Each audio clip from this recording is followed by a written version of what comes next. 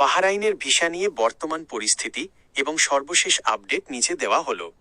নতুন ভিসা চালুর আপডেট ফেব্রুয়ারি 2026।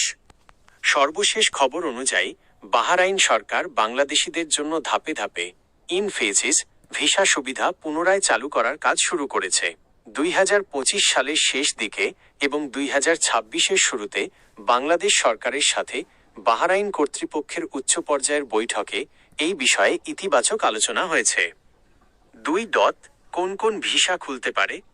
বাহরাইনের উপস্বরাষ্ট্রমন্ত্রী জানিয়েছেন যে তারা মূলত নিচের ক্যাটাগরিগুলো দিয়ে ভিসা প্রক্রিয়া শুরু করতে কাজ করছেন: পেশাজীবী ও দক্ষ শ্রমিক, স্কিল্ড ওয়ার্কার্স, প্রকৌশলী, ডাক্তার বা বিশেষ কারিগরি দক্ষতাসম্পন্ন ব্যক্তিদের অগ্রাধিকার।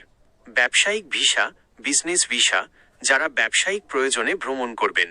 ফ্যামিলি ভিসা, বাহরাইনে বর্তমানে যারা বৈধভাবে আছেন তাদের পরিবারের সদস্যদের জন্য এই ভিসা চালুর বিশেষ অনুরোধ করা হয়েছে। 3. সাধারণ শ্রমিকদের জন্য বর্তমান অবস্থা।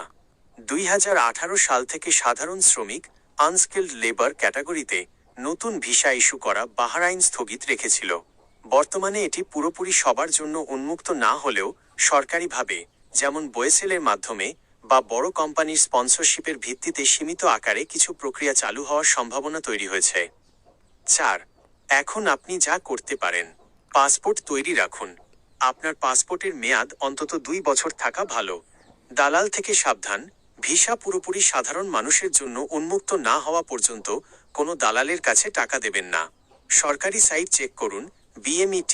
বিএমইটি বা বাহরাইন দূতাবাসের অফিসিয়াল বিজ্ঞপ্তির দিকে নজর রাখুন। বিশেষ নোট: আপনি কি কাজের ভিসা, ওয়ার্ক পারমিট নাকি ট্যুরিস্ট ভিসার জন্য তথ্য খুঁজছেন?